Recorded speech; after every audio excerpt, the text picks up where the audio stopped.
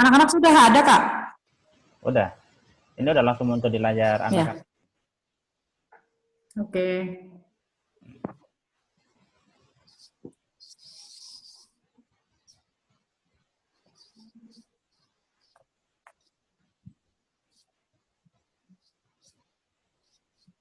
Oke, silakan. Halo, Assalamualaikum.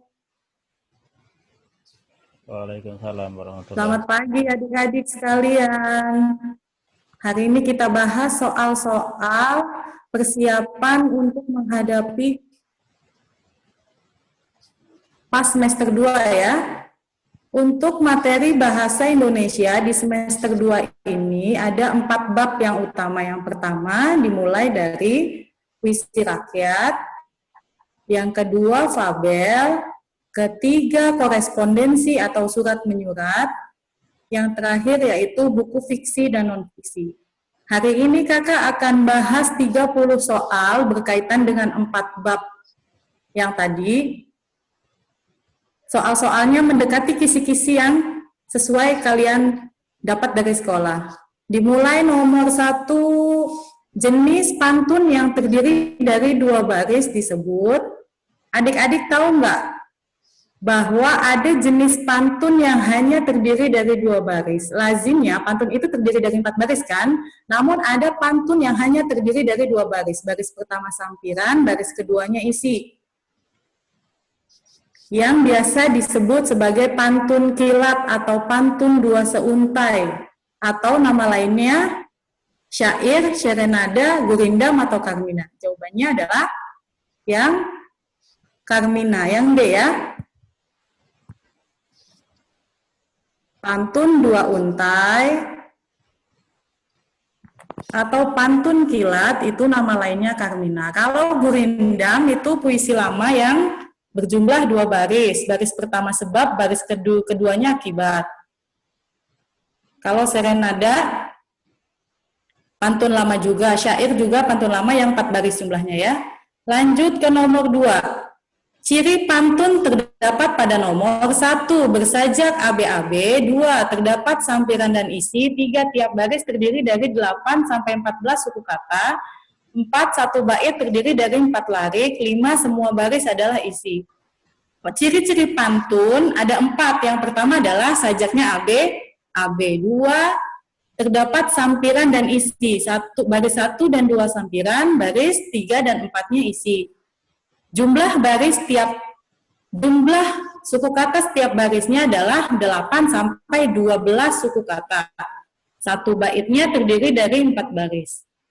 Jadi yang betul adalah nomor 1, 2, dan 4. C jawabannya. Lanjut nomor 3. Maksud pantun tersebut adalah, maksudnya di sini yang diminta adalah arti dari pantun.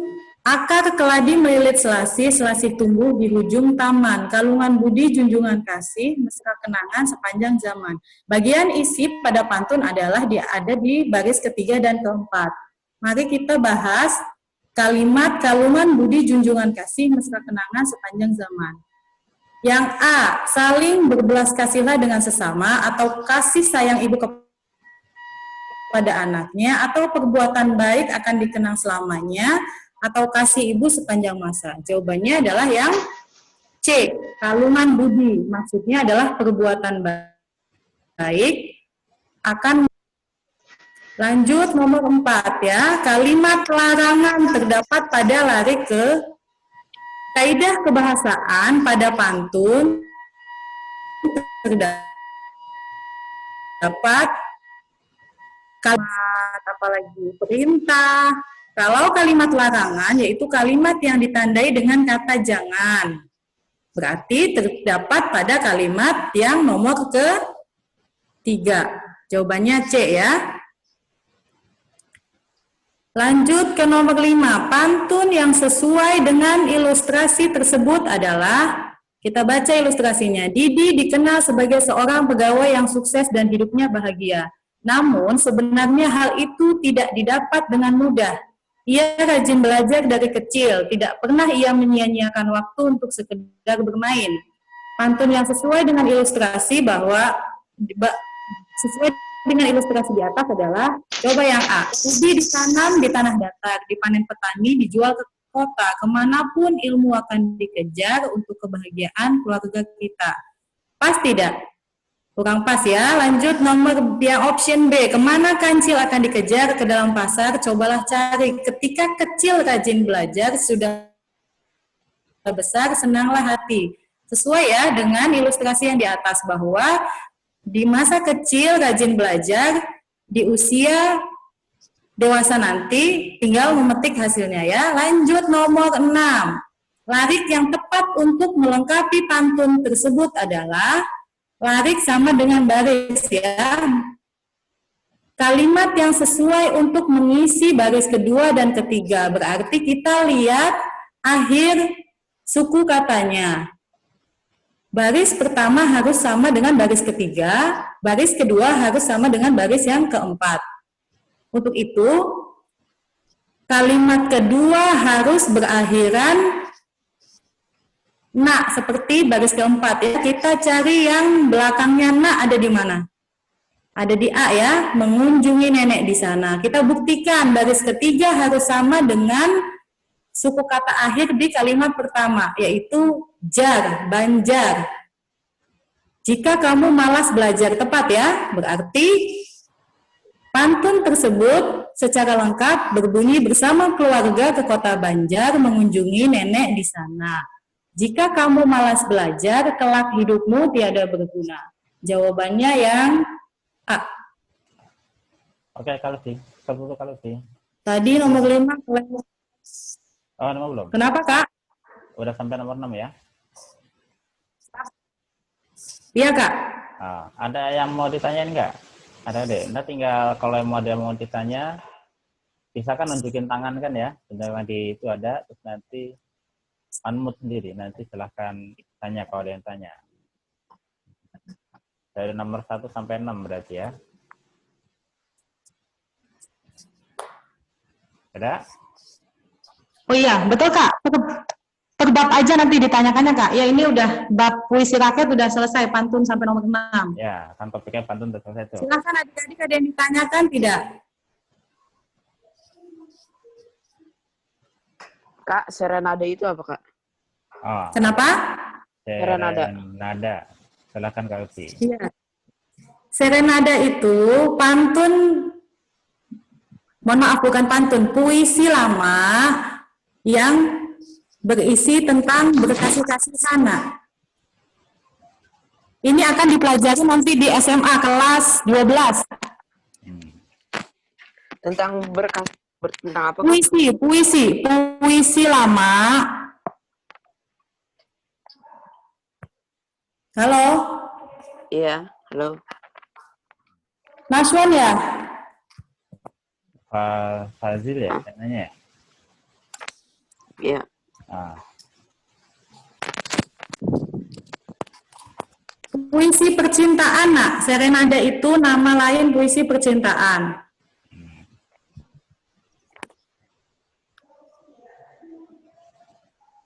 Syair tahu ya?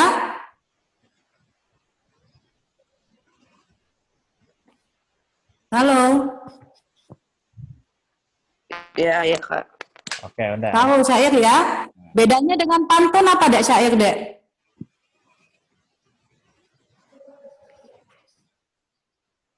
Sama-sama jumlahnya 4 baris. Kenapa?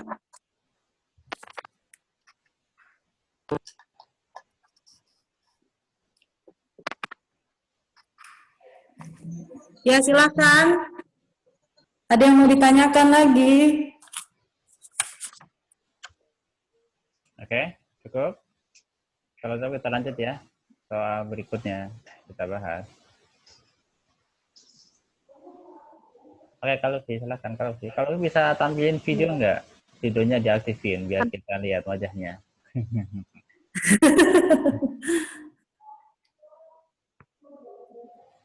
Suaranya aja, Kak, yang penting jelas. Suaranya aja. Oh, oke lah kalau gitu. Oke, silakan Kak Lufi. Lanjut ya, Kak? Ya. Ya, adik-adik kita lanjut ya. Nomor 7 soal kutipan teks fabel biasakan kalau jawab soal bahasa Indonesia. Kalau jawab soal bahasa Indonesia, baca soalnya dulu ya. Meskipun teks sepanjang apa, baca soalnya dulu. Karena supaya kita tahu apa yang akan kita cari. Kalau kita sudah baca teks panjang-panjang, lalu pertanyaannya hanya sekedar kalimat utama teks di atas adalah, nah itu buang-buang waktu. Kita langsung baca soalnya dulu. Kutipan teks fabel tersebut termasuk bagian, nah berarti kita kan harus, kalau kita sudah baca soal ini, kita langsung mikir bahwa ini kalau isinya seperti ini masuk ke struktur yang mana, ya.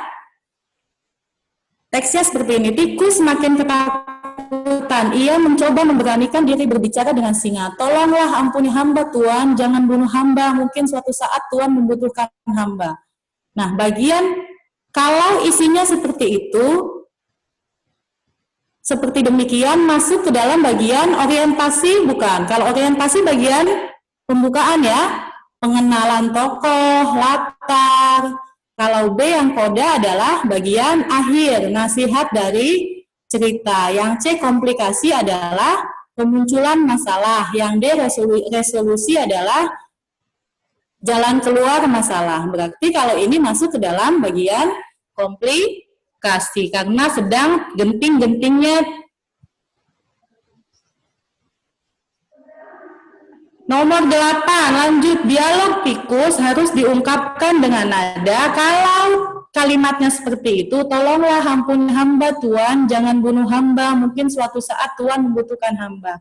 Harusnya dibacakan dengan nada bagaimana? A. Memelas, yang B. merintih, yang C. mengerang, yang D. menderita. Kalau jawabannya adalah yang A ya, kalau merintih itu orang kesakitan, mengerang juga orang kesakitan, kalau menderita kurang pas ya, jawabannya yang A, memelas. Memelas itu memohon untuk dikasihani. Lanjut, nomor 9.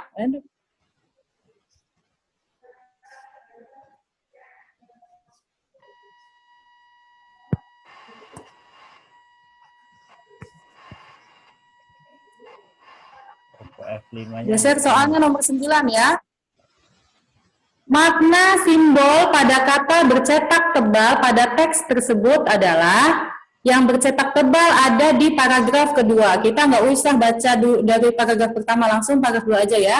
Dengan sekuat tenaga si kelinci melompat-lompat lari 1000 langkah menghindari kejaran maut dari Pak Singa. Tapi apa daya, Pak Singa pasti selalu lebih cepat larinya. Makna kata 1000 langkah adalah yang A, lari dengan rasa gembira, jelas tidak ya. B, lari untuk meraih sesuatu, kurang tepat ya. Yang C, lari dengan kecepatan tinggi, atau yang D, lari dengan sejumlah 1000 langkah.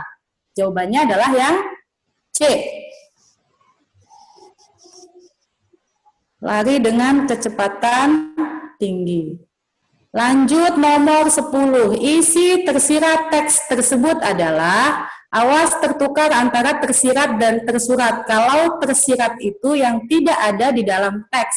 Kalau tersurat jelas-jelas tertulis di dalam teks. Berarti kalau tersirat bisa jadi sejenis amanat dari cerita tersebut ya. Kita baca teksnya. Pada hari berikutnya, Pak Kijang bertemu dengan Pak Kerbau. Mereka menceritakan kejadian yang telah mereka alami kemarin. Selagi mereka asyik membahas masalah yang menimpa keluarga mereka yang sudah pasti disebabkan oleh si nakal kelinci yang usil, tiba-tiba terdengarlah teriakan si kelinci dari kejauhan. Tolong, saya dikejar-kejar Pak Singa. Pak Singa ngamuk, tolong, tolong, tolong. Tapi tak ada yang peduli. Paling-paling si kelinci lagi-lagi membohongi kita, pikir mereka sambil tertawa melihat si kelinci. Dengan sekuat tenaga, si kelinci melompat-lompat lari 1000 langkah menghindari kejaran maut dari Pak Singa. Tapi apa daya, Pak Singa pasti selalu lebih cepat larinya. Coba yang A, hidup rukun dengan sesama dan saling menolong. Tidak ya.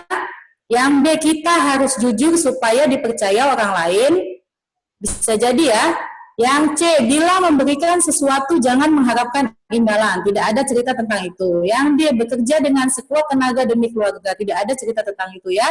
Jawabannya yang B, kita harus jujur supaya dipercaya orang lain. Yang tidak jujur adalah si kelinci. Sehingga saat dia merasakan kesulitan, sehingga tidak dipercaya oleh yang lainnya. Lanjut nomor 11. Tadi B ya jawabannya ya. 11 pernyataan yang sesuai dengan teks tersebut adalah yang sesuai. Yang A, kelinci ketakutan karena hendak diterkam oleh Pak Kijang. Salah ya, yang mau menerkam adalah Pak Singa. Yang B, Pak Kerbau merasa kesal terhadap perilaku Pak Kijang. Tidak ya, Pak Kerbau dan Pak Kijang kesal terhadap kelinci. Yang C, si kelinci tidak dipercaya lagi oleh hewan yang lain. Betul ya, Pak Kijang dan Pak Kerbau tidak mempercayai kelinci lagi. Yang D, kelinci marah terhadap Pak Singa. Kebalik ya, Pak Singa yang marah terhadap kelinci. Jawabannya yang C. 12. Kalimat di atas memiliki kata sifat sejumlah. Adik-adik, kata sifat adalah kata yang berkaitan dengan sifat seseorang atau benda, bukan hanya sifat manusia yang baik, jahat gitu ya. Coba kita cari kata sifat di dalam teks di atas. Berbeda halnya dengan seekor belalang sembah. Belalang sembah memiliki mata yang besar. Besar itu kata sifat 1. Dan tangan yang panjang. Panjang itu kata sifat 2. Ketika musim dingin, dingin itu kata sifat ya. Dingin, gelap. 3. Akan tiba. Belalang sembah hanya berlari menari. Berarti terdiri dari 3 kata sifat, yakni besar, panjang, dan dingin. Jawabannya yang C. Lanjut satu lagi mengenai ini masih bahas tentang fabel ya. Oh, masih banyak fabel sampai nomor 15. 13. Penulisan kata seru yang tidak tepat adalah, kalian tahu kan kata seru adalah kata yang digunakan untuk mengungkapkan perasaan baik sedih, marah, kesal, atau takjub dan sebagainya. Yang ahai, apa kabar? Pas ya, sesuai ya. Aku mau sih, pas juga ya. Kalau yang C, amboy cuacanya sangat panas. Tepat tidak penggunaan kata amboy untuk mengungkapkan hal yang negatif? Kata amboy biasa digunakan untuk mencurahkan keindahan. Biasanya amboy, cantiknya amboy, indahnya pemandangan.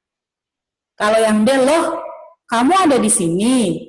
Tepat ya, berarti yang tidak tepat adalah kata amboy. Penggunaan kata amboy di dalam kalimat ini kurang tepat karena amboy biasa digunakan untuk mengungkapkan perasaan takjub. Lanjut 14. Kalimat di bawah ini yang menggunakan kata berantonim. Antonim adalah lawan kata, kebalikan dari sinonim. Awas ya, sering tertukar antara sinonim dan antonim. Ada sinonim, antonim dengan akronim. Kalau sinonim persamaan kata, kata-kata yang bisa menggantikan kata tersebut di lain kalimat, di sebuah kalimat. Yang kedua, antonim. Kalau antonim kata-kata yang berlawanan, kalau akronim adalah singkatan yang dipendekkan. Contohnya singkatan itu misalnya SMP, Sekolah Menengah Pertama, SMA, Sekolah Menengah Atas, SD, Sekolah Dasar. Itu namanya singkatan. Tapi ada juga yang disebut dengan akronim. Akronim itu singkatan yang bisa dibaca, dilafalkan seperti lazimnya sebuah kata. Contohnya misalnya posyandu, kepanjangan dari pos pelayanan terpadu, puskesmas, pusat kesehatan masyarakat. Apalagi? Polri, Polisi Republik Indonesia, ya. Singkatan yang bisa dibaca disebut akronim. Kalau ini yang diminta adalah antonim, lawan kata. Coba di A, menggunakan kendaraan umum sangat hemat ekonomis. Hemat dan ekonomis itu sinonim ya, bukan. Yang B, siang malam para semut pekerja bekerja mengumpulkan makanan. Siang malam itu antonim ya. Berarti jawabannya yang B. Satu lagi mengenai fabel nomor 15. Tikus bertanya, gajah, rusa, kalian pergi kemana kemarin? Yang bertanya si tikus bertanya kepada gajah dan rusa ya, bahwa si gajah dan rusa itu kemarin pergi kemana. Kalimat tak langsung yang tepat dari kalimat tersebut adalah, coba yang A, tikus bertanya kepada gajah dan rusa, kemanakah mereka kemarin? Tepat tidak? Tidak ya? Masih sama bentuknya ya. Yang B, tikus menanyakan kepada gajah dan rusa, pergi kemanakah mereka kemarin? Salah ya? Jawabannya, coba yang C, tikus bertanya bahwa gajah dan rusa kemarin pergi kemana. Ini dia jawabannya yang tepat, yang C ya. Udah Kak? Oke, udah sampai 15. Adik-adik? Ya, sampai 15 untuk bab kedua fabel. Ada yang ditanyakan? Ya, silakan. Kalau ada yang mau bertanya, tinggal klik di mute ya. Unmute-nya diklik, nanti silakan tanya.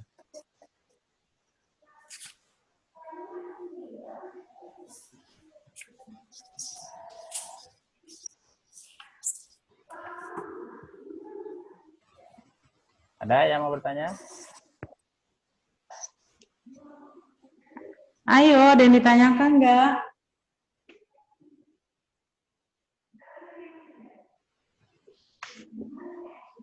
Kalau nggak ada, lanjut. Ada nggak? Struktur fabel jangan lupa ya, susunannya orientasi, komplikasi, resolusi, koda. Koda itu yang terakhir ya.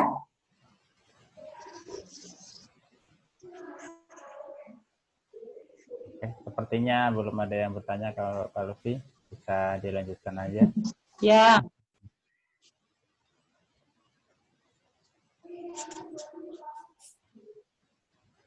Ya, silakan Kak Lutfi. Lanjut ya Kak. Ya. Yuk adik-adik kita lanjut soal nomor 16 berkaitan dengan bab korespondensi. Kalau kalian mendengar kata korespondensi itu dia kata lain dari surat menyurat ya. Jangan aneh, nggak pernah dengar Kak. Itu nama lainnya ya. Lanjut, nomor 16. Berikut ini penulisan alamat surat yang tepat adalah, ada kalanya kita bingung antara penggunaan yang terhormat dengan kepada. Boleh nggak sih disandingkan dua-duanya, pakai yang terhormat dan kepada juga? Atau harus pakai salah satu? Terus aturannya bagaimana? Ya, penggunaan yang waktunya habis ya Kak? Kak, masih ada, masih jalan. This meeting no longer has a time limit. Nggak apa-apa, lanjut. Nggak apa-apa, lanjut aja. Biasanya itu karena udah jalan 30 menit, berarti 10 menit terakhir pemberitahuan. Ngingetin ya? Iya. Oke, lanjut deh. Penggunaan yang terhormat dengan kepada itu tidak boleh digunakan kedua-duanya ya. Pilih salah satu saja. Kalau menggunakan yang terhormat, itu biasanya diikuti dengan nama orang langsung. Kalau kepada biasanya diikuti dengan jabatannya. Misalnya contohnya yang terhormat Bapak, yang terhormat Ibu Suningsih misalnya di Jakarta. Itu begitu ya. Kalau kepada misalnya kepada kepala sekolah SMP Negeri 2 misalnya.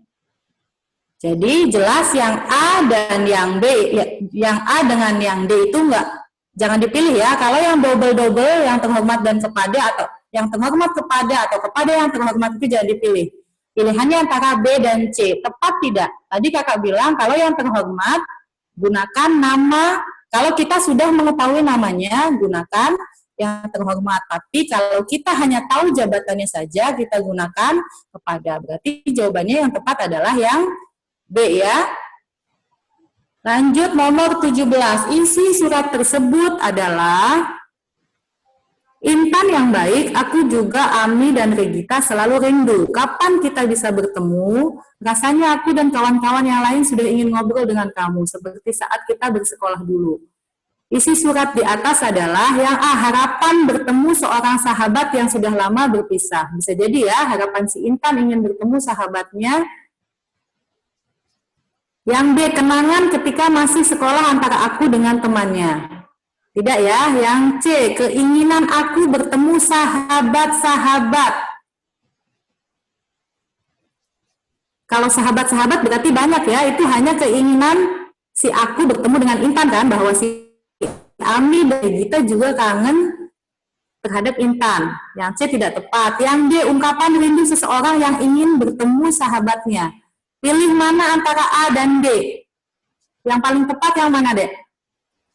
Intan yang baik, aku juga Ami dan Regita selalu rindu. Kapan kita bisa bertemu? Intinya ingin bertemu kan? Berarti jawabannya yang A ya, harapan bertemu seorang sahabat yang sudah lama berpisah. Ia tidak hanya mengungkapkan kerinduan, tapi dia juga ingin bertemu. Jadi yang paling tepat adalah jawabannya yang A. Lanjut ke nomor 18. Soalnya penggalan surat tersebut berisi, coba kita baca ya. Dalam rangka memperingati Hari Ulang Tahun Republik Indonesia, kami akan mengadakan perlombaan olahraga voli. Sehubungan dengan itu, Sudi kiranya Bapak mengizinkan kami untuk menggunakan lapangan voli sekolah. Katanya, berarti itu minta izin untuk menggunakan lapangan bola ya. Jawabannya yang A, permohonan maaf. Tidak ya, pemberian izin, bukan ya. Permohonan izin, betul. Yang D, permintaan tempat, bukan meminta ya. Memohon izin, jawabannya yang C.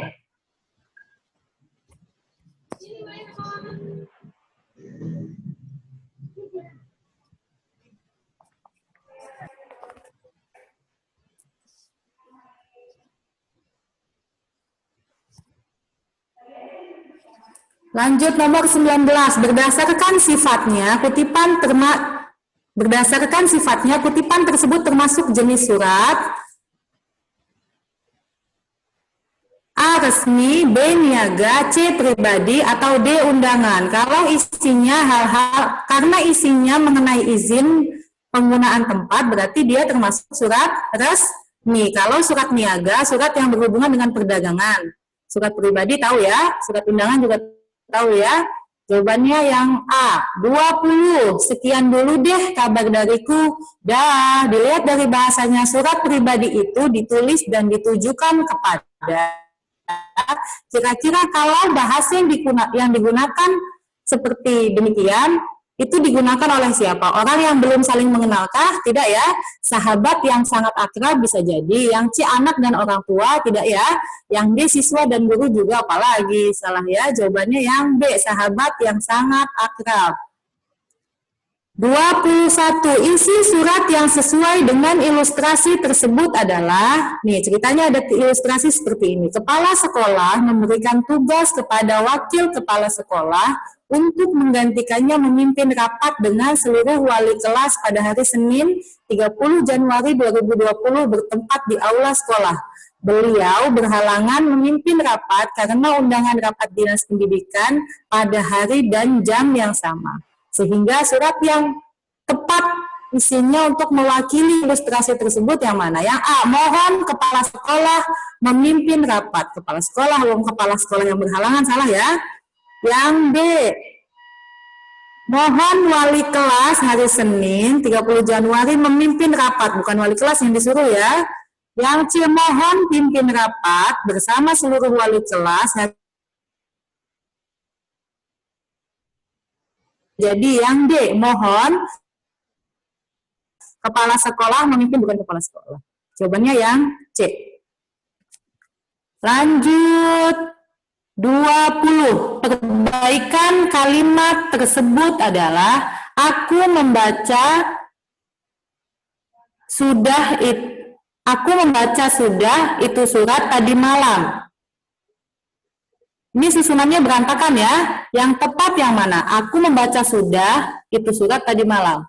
Ya A, aku dibacakan surat. Masa iya aku dibacakan surat? Salah. Yang B, aku sudah membaca surat malam itu tadi. Salah ya. Yang C, aku membaca sudah surat itu tadi malam. Kurang tepat juga. Yang D, aku sudah membaca surat itu tadi malam. Yang dodol. Karena, kenapa pilih yang dodol? Karena, maaf, kenapa pilih yang D? Karena pola kalimat yang sempurna adalah tersusun dari subjek, predikat, objek, dan keterangan. Subjeknya aku, predikatnya sudah membaca, surat itu objek, tadi malamnya keterangan. Ya, itu adalah susunan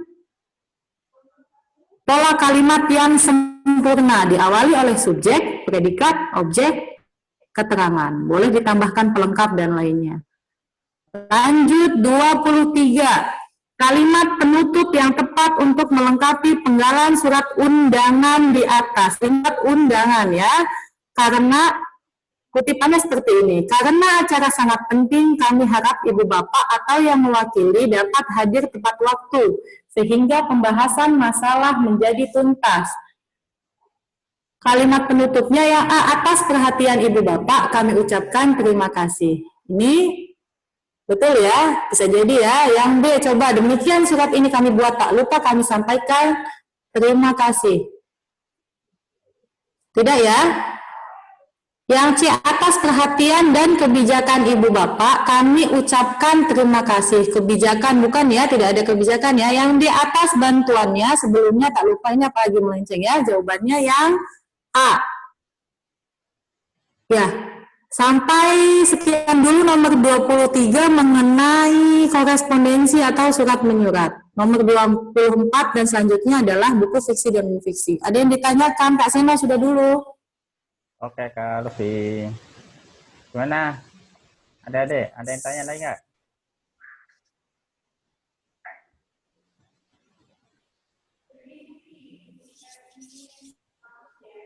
Tadi ya caranya, kalau misalkan ada yang mau tanya, tinggal unmute sendiri, terus nanti tinggal sebutin aja apa yang mau ditanyakan ya. Atau bisa via chat, biasanya ada opsi chat kan ya, chat nanti tinggal entah melambaikan tangan, atau langsung aja, Kak mau nanya nomor sekian, gitu, boleh, via chat juga bisa.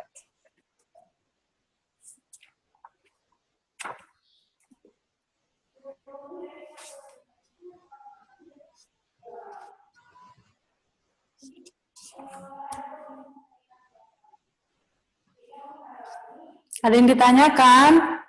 Sudah siap menghadapi PAS ya? Ya nanti kalau misalkan kebetulan ada teman-temannya yang belum bisa join, atau kalian bikin memperdalam lagi, nanti bisa ada link YouTube-nya, ini kita record, nanti bisa lihat, nanti kita akan berikan linknya, nanti bisa lihat di YouTube ya, gitu. Bagi yang mungkin ada yang jadwalnya bukan Senin ya, bukan Selasa besok, di Indonya masih di hari Rabu atau hari Kamis misalkan di Indonya, nah nanti bisa lihat dari situ ya, bisa dilihat lagi. Gimana? Ada yang ditanya? Nggak ada? Oke, kalau nggak ada bisa kita lanjutin ke nomor 24. Silakan kalau Luffy, nomor 24. Lanjut lagi ya. Yuk kita lanjut lagi adik-adik. Nomor 24. Mulai nomor 24 berkaitan dengan bab buku fiksi dan non-fiksi. Bab buku fiksi dan non-fiksi adalah bab yang membahas penilaian atau nama lainnya resensi, atau nama lainnya teks ulasan terhadap suatu karya, baik buku fiksi maupun non-fiksi. Kalau buku fiksi berarti buku-buku yang kebenarannya itu tidak dapat dibuktikan, ya, atau bersifat hayalan. Contohnya yang termasuk buku fiksi adalah novel, cerpen, puisi, dongeng, seperti itu ya. Kalau buku non-fiksi berarti lawan dari fiksi, antonim dari fiksi berarti buku-buku yang penulis itu sudah menjamin kebenarannya. atau buku-buku yang bersifat pengetahuan. Contohnya kamus, terus makalah, terus apa lagi? Buku teks yang kalian gunakan belajar di sekolah, modul di bimbel, itu masuk ke dalam buku non-fiksi ya. Kedua jenis buku itu baik fiksi maupun non-fiksi bisa dibuat resensinya, bisa dinilai kelebihan dan kekurangannya. Tujuannya apa? Untuk merekomendasikan kepada pembaca, misalnya kalian menggunakan buku teks merek A. Nah, menurut kalian buku itu bagus banget, lengkap, banyak contohnya misalnya. Terus apa lagi? Bahasanya juga mudah dimengerti. Nah, kamu bikin ulasannya tuh, namanya teks ulasan atau dulu namanya resensi, sekarang kalian lebih mengenalnya teks ulasan ya. Nah, itu bisa untuk merekomendasikan bahwa buku ini bagus banget untuk kelas sekian karena lengkap dan bla bla bla. Ya. Lanjut, berikut ini termasuk buku non-fiksi kecuali, berarti yang bukan buku pengetahuan ya. Yang A, antologi cerpen. Tadi kakak hanya bilang cerpen ya, ada antologi. Antologi itu apa? Kalian pernah baca kan ada antologi puisi, antologi cerpen. Antologi itu adalah buku yang, ini kan kita lagi bahasnya buku ya, bukan cerpen ya. Kalau cerpen kan hanya satu judul saja. Kalau antologi cerpen itu kumpulan cerpen. Banyak judul-judul cerpen, misalnya kalian nih, ada yang suka nulis, bikin cerpen, judulnya ini, judulnya, banyak judulnya kan, kalian kumpulkan, kasih ke penerbit, dibuat menjadi sebuah antologi cerpen, itu berarti kumpulan cerpen-cerpen yang kamu buat. Atau antologi puisi juga sama, berarti kumpulan-kumpulan puisi. Karena ini lagi menjagakan buku ya, berarti kecuali yang A ya, jawabannya ya, karena buku teks, makalah, dan kamus itu termasuk ke dalam buku non-fiksi. 25. Tunggu, 24 jawabannya A. 25, penulis menggunakan kalimat kompleks. Mohon maaf, Jud. Soalnya dulu ya, kutipan di atas mengomentari mengenai penulis menggunakan kalimat kompleks yang tidak mudah dipahami. Kalau si presensi atau si pembuat ulasan itu membuat pernyataan seperti ini, penulis menggunakan kalimat kompleks yang tidak mudah dipahami. Berarti kira-kira yang dinilai oleh penulis itu mengenai apa? Isinya kah, kepengarangannya kah, atau tampilan fisik atau bahasa? Kalau isi berarti isi dari buku itu ya. Kalau kepengarangan itu isinya apa deh? Kepengarangan itu isinya, misalnya buku ini ditulis oleh siapa? Bapak Engkos Kosasih misalnya. Nah, sepak terjang Bapak Engkos Kosasih ini, misalnya dia sekolah di mana, terus sudah menerbitkan buku apa saja, itu masuk ke kepengarangan ya. Belajar nulis dari usia berapa. Nah, kalau tampilan fisik ini, tampilan fisik itu berarti covernya seperti apa. Yang D bahasanya, berarti kalau penulis menggunakan kalimat yang kompleks, kompleks itu kalimat yang rumit ya, yang tidak mudah dipahami, berarti dia menilai dari segi bahasa. Yang D. 26. Daftar tentang peristilahan suatu buku beserta letak halamannya dapat ditemukan pada bagian yang A, daftar tabel, yang B, daftar isi, yang C, daftar pustaka, atau D, indeks. Tentang istilah dan jumlah, bukan jumlah, letak halamannya, berarti itu adalah ada di daftar isi. Kalau daftar pustaka yang di akhir ya, yang daftar buku-buku yang digunakan sebagai referensi penulisan buku tersebut. Lanjut 27. Kalimat yang mengungkapkan penggalan ulasan dari buku non-fiksi. Kalimat yang mengungkapkan penggalan ulasan dari buku non-fiksi. Buku non-fiksi berarti buku pengetahuan ya. Kalimat yang mana yang menilai buku pengetahuan. Yang A, kekuatan novel ini tidak hanya jelas, ini yang dinilai novel, berarti bukan. Yang B, tidak berlebihan pula jika dikatakan bahwa buku ini sangat baik dibaca oleh orang yang terusik dengan ulah tamunya. Ini juga fiksi ya. Yang C, kemunculan buku ini telah memperkaya khasanah literatur bisnis, khususnya bagi pengusaha muda. Ini bisa jadi ya. Yang D, Mokhtar Lubis memperlihatkan sikap jiwa yang ditemukan pada diri orang-orang pada masa revolusi melalui tokoh Hazil dan Guru Isa. Berarti ini fiksi juga. Jawabannya yang C.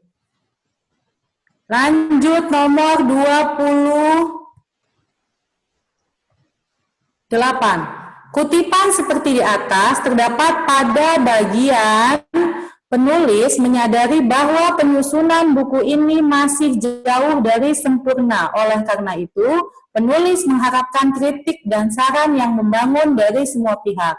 Nah, kalimat seperti ini biasanya ada di dalam kata pengantar. Kalau di buku-buku adanya di bagian depan ya, sebelum daftar isi. Cover dulu kata pengantar, terus daftar isi. Lanjut nomor 29. Simpulan pendapat pro pada teks tersebut adalah, intinya adalah simpulan teks tersebut adalah, dalam novel ini penulis menggunakan bahasa sehari-hari sehingga mudah dimengerti, katanya. Selain itu, banyak pelajaran hidup yang dapat diambil dari kisah tokoh. Hanya saja penulis terlalu banyak memunculkan konflik sehingga agak membingungkan. Namun pada akhir cerita semua konflik dapat terselesaikan dengan baik. Simpulannya, yang A, novel tersebut banyak kekurangannya. Betulkah banyak kekurangannya? Hanya satu kekurangannya ya. Katanya terlalu banyak memunculkan konflik. Kalau banyak berarti salah. Yang A. Yang B, isi novel bagus dan layak untuk dibaca. Bisa jadi ya. Yang C, akhir cerita novel agak membingungkan. Apakah hanya membahas itu saja? Tidak kan? Yang D, tokohnya terlalu banyak mengalami konflik. Tidak hanya membahas itu karena kebanyakan positifnya atau negatifnya? Positifnya kan, bahwa satu, bahasanya mudah dimengerti katanya. Terus banyak pelajaran hidup. Yang terakhir, di akhir cerita semua konflik dapat terselesaikan dengan baik. Hanya kekurangannya satu, bahwa banyak muncul konflik sehingga membingungkan pembacanya. Jawabannya yang B.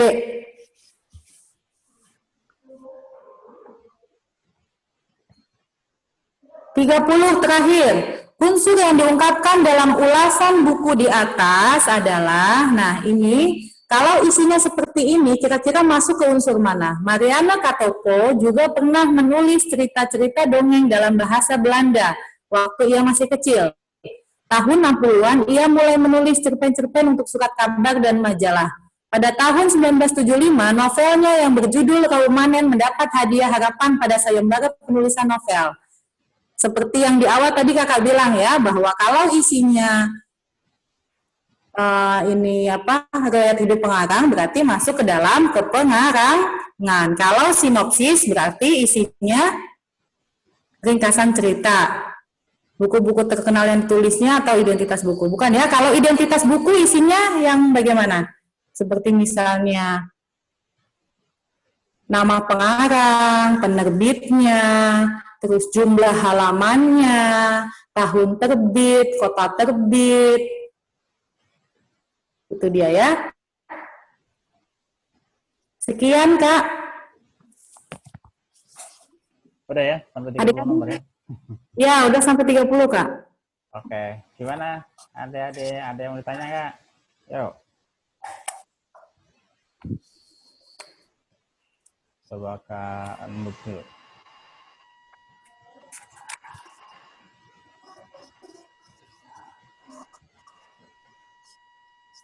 Ya, siapa yang mau bertanya? Ada? Absen satu-satu dah. Ya. Dari Erlita, ada tanya Erlita? Nomor 28 saya belum begitu ngerti, Kak. Nomor 28. Ya, coba.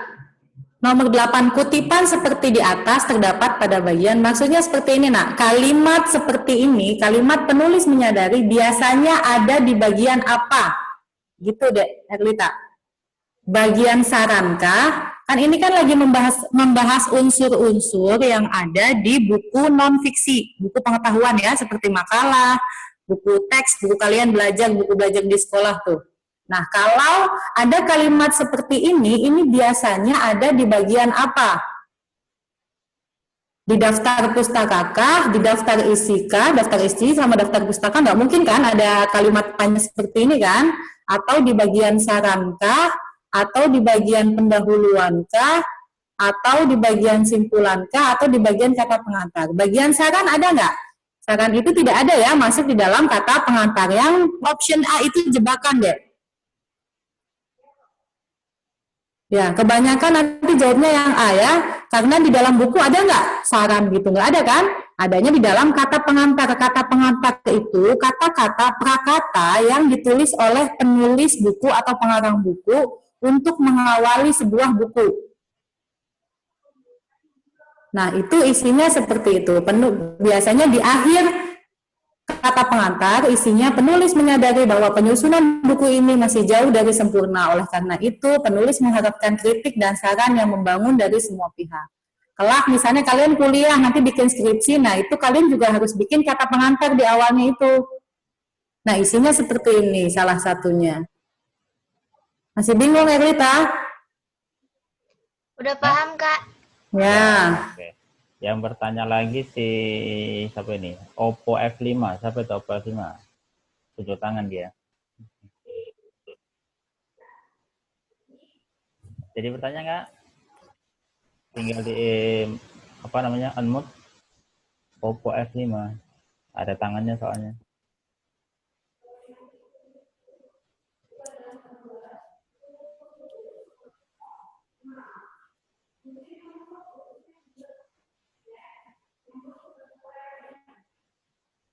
Mana enggak jadi. Oh, saya nggak bisa unmute. Oh. Katanya nggak bisa unmute. Bentar. Kenapa tuh? Tinggal diklik aja sebenarnya. Coba sekarang, ayo. Coba lagi.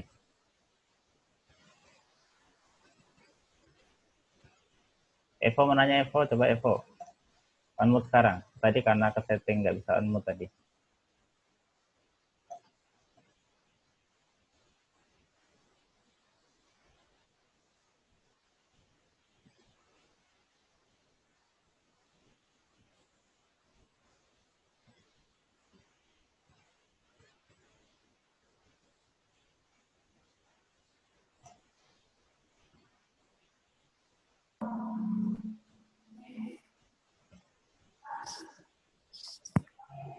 Oke, yang bertanya di chat nomor si Bernard Putra nomor 29 nggak? Nomor 9 tadi apa jawabannya?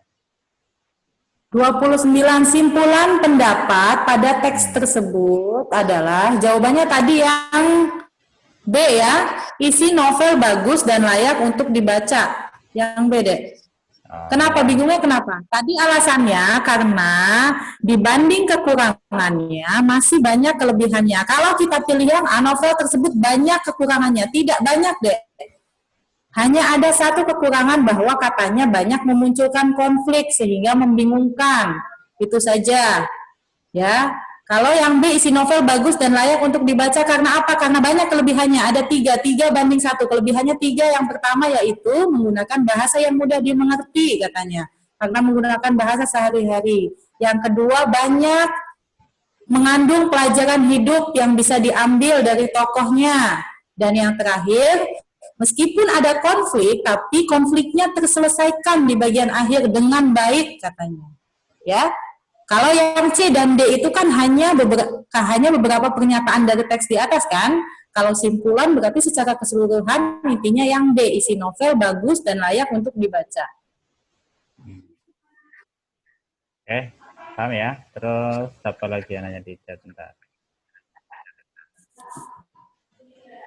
Oh, nanya tentang Suara saya kedengaran. Kasian ya. Ya?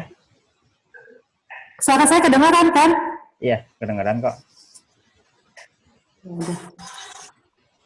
Yang OP5 nanya Kak, ada pertanyaan sinopsis cerita apa Kak katanya? Sinopsis cerita apa? Sinopsis itu, Dek, sinopsis itu istilah bukan cerita. Sinopsis adalah ringkasan cerita. Kalian pernah nggak baca novel? Atau baca novel deh, di belakangnya, di bagian akhir. Buku di bagian akhir, di belakang tuh. Yang biasanya kamu kalau ke Gramet, mau beli buku, baca dulu bagian belakangnya. Itu ringkasan cerita bagian belakang itu disebut sinopsis. Ringkasan cerita. Bukan judul novel ya. Sinopsis itu ringkasan cerita. Oke. Evo, ada pertanyaan, Evo? Elisa Hagia. Nomor 30 jawabannya apa katanya? Jawabannya ada. Jawabannya yang A, kepengarangan. Jawabannya yang A ya. Karena isinya adalah riwayat hidup pengarang. Tadi kakak jelaskan bahwa kepengarangan itu isinya riwayat hidup pengarang. Kalau sinopsis, isinya ringkasan cerita dari si novel itu.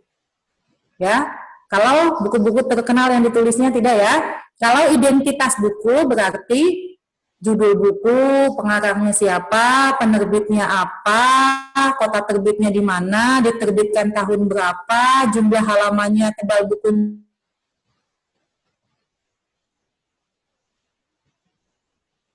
berapa, identitas buku.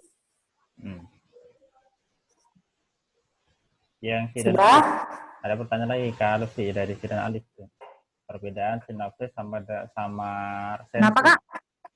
Di Sidan, ada pertanyaan dari Sidan di chat Kak Lutfi. Perbedaan sinopsis sama Di resensi. chat. Ya.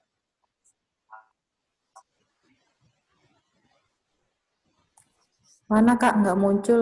Perbedaan sinopsis sama resensi. Oh, perbedaan sinopsis dan resensi. Dengarkan ya, kakak ulang lagi, sinopsis itu ringkasan cerita. Kalau resensi itu nama lain dari teks ulasan. Teks ulasan itu adalah teks yang menilai kelebihan dan kekurangan suatu buku. Suatu karya, tidak hanya buku, tapi kita sekarang lagi bahas buku ya. Boleh film, boleh lagu, boleh puisi, pokoknya karya apapun itu bisa diulas atau bisa diresensi, bisa dinilai kebaikan dan keburukannya. Tapi kita sekarang fokus ke buku karena materinya di kelas 7 itu adalah ulasan teks buku non-fiksi dan fiksi ya. Kalau beda ya, sinopsis itu ringkasan cerita, kalau resensi itu penilaian terhadap suatu buku. Baik buruknya suatu buku. Misalnya buku ini baik dibaca oleh anak usia 6 tahun karena banyak gambar yang menarik bla bla bla bla bla itu ya. Itu intinya komentar lah, komentar. Nih misalnya kalian habis baca buku, pasti setelah selesai, ih apaan sih bukunya nggak jelas, nggak enak. Nah itu ungkapan secara langsung. Nah kalian bisa buat tulisannya berupa tulisan yang disebut resensi. Nah, yang misalnya kalian share nanti sehingga pembaca kan bisa baca. Kalau kalian misalnya habis baca buku A, menurut kalian buku A itu nggak enak, mahal tapi bukunya tidak berkualitas misalnya. Nah, kalau kakak baca tulisan kamu, baca resensi kamu, jadinya kakak tadinya mau beli, nggak beli, katanya nggak enak, jadi gitu kan. Nah, itu resensi namanya. Kalau sinopsis itu ringkasan cerita, beda jauh ya. Awas tertukar, sinopsis itu ringkasan cerita, resensi itu tulisan yang isinya penilaian terhadap suatu buku, kelebihan dan kekurangannya. Nama lainnya teks ulasan. Nanti di kelas berapa teks ulasan? 9, ada lagi dipelajari di kelas 9. Oke.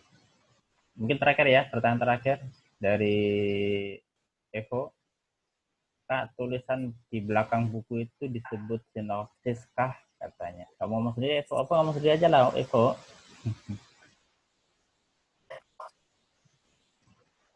Kenapa nak, Vo?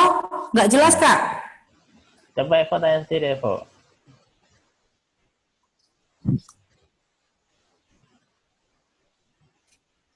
Evo. Lupa sama kakak kali ya, jadi malu-malu ya, Evo ya? Hanya.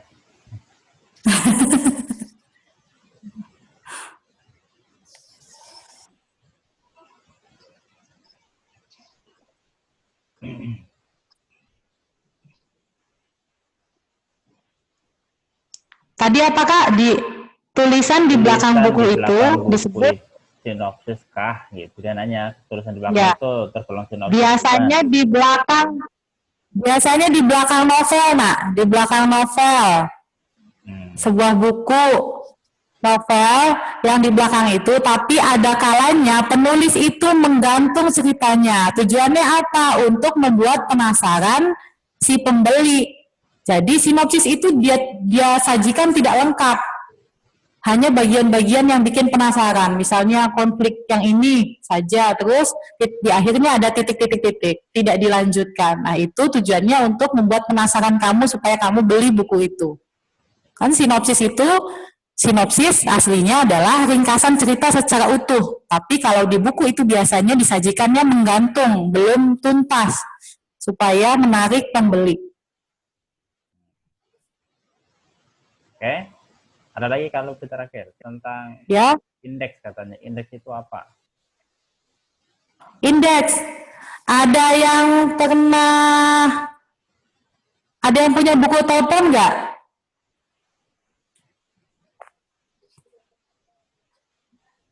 Bagaimana jelasinnya ya?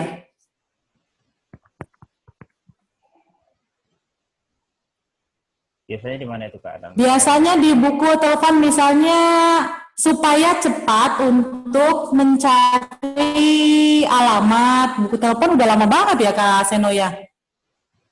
Oh, kayak buku-buku itu ya, telepon untuk majalah-majalah itu ya, majalah pemerintah Biasanya ada ya. indeks itu, kenapa? Kan yang Kenapa, Kak? ada kontak-kontak, Putus-putus Kak? yang ada kontak-kontak alamat itu bukan kalau indeks. Indeks itu isinya daftar kata istilah penting dalam sebuah buku, Kak. Ya, termasuk yang di buku telepon tuh, yang nama-nama misalnya nomor telepon pemadam kebakaran, nomor telepon ini. Nah, pokoknya daftar istilah-istilah, kata istilah yang penting dalam sebuah buku itu disebut indeks. Ya. Oh, mungkin di buku paket suka ada itu. Buku paket kan di terakhir-terakhir itu ada istilah-istilah pentingnya ada, gitu kan? Kayak gitu mungkin kalau sih ya? Ya, istilah betul Kak. Oh, iya. Betul. Sebelum latihan tuh biasanya. Oh. Ya, itu namanya indeks. Iya Kak. Oke, ada lagi yang mau ditanyakan? Oh, ini tentang prosa, Kak. Prosa itu apa? Dari Obat 5, siapa sih Obat 5? Bisa nunjukin wajahnya. Siapa? Tentang prosa. Prosa itu apa? Prosa. Ya. Prosa itu, nih dek, karya sastra itu dibagi menjadi 3 kan. Kalian nanya-nanya prosa, nggak ada bab siapa Kak yang nanya Kak? Oppo F5, nggak ada namanya ini makanya. Oh. Ya, sebenarnya nggak ada ya, di kalian di semester 2 ini nggak ada materi tentang prosa ya. Oh, oke. Ya, Kak, jelaskan singkat aja Kak. Saya jelaskan secara singkat ya. Boleh. Karya sastra itu secara garis besar dibagi menjadi 3, ada puisi, prosa, dan drama. Kalau puisi itu karya sastra yang menggunakan kata-kata indah. Contohnya puisi dibagi 2 lagi, ada puisi lama dan puisi baru. Puisi lama, contohnya yaitu pantun, gurindam, syair, karmina itu masuk puisi lama. Kalau puisi baru, puisi-puisi yang kalian buat sekarang ini yang tidak terikat aturan itu puisi baru. Kalau prosa itu karya sastra yang berupa cerita, novel, roman, cerpen, itu sama drama itu cerita yang dipentaskan. Paham ya? Ada 3 jenis karya sastra. Karya sastra itu puisi, prosa, dan drama. Kalau prosa, karya sastra yang berupa cerita, novel, cerpen, Terus apalagi tadi kakak bilang roman itu novel. Kalau novel itu kan bedanya novel dengan roman. Kalau roman isi ceritanya itu si tokoh diceritakan dari lahir hingga meninggal. Kalau novel kan misalnya diceritakan hanya saat-saat dia dari kecil sampai dia sukses saja. Kalau cerpen lebih pendek lagi, misalnya diceritakan saat dia SMA saja. Itu kan hanya beda banyak konfliknya, banyak tokohnya, dan lama rentang ceritanya itu. Oke, cukup ya. Sudah? Oke, kalau cukup mungkin sampai sini dulu untuk pemantapan kita hari ini. Kita lanjutnya sore ya. Nanti sore kita ada Zoom lagi untuk IPA ya. Terus nanti hasil rekamannya ini akan nanti di-share di YouTube nanti ya. Jadi kalau misalkan mau melihat ulang atau mungkin ada temannya yang kebetulan nggak bisa ikut hari ini, bisa nanti lihat di tayangannya di YouTube ya.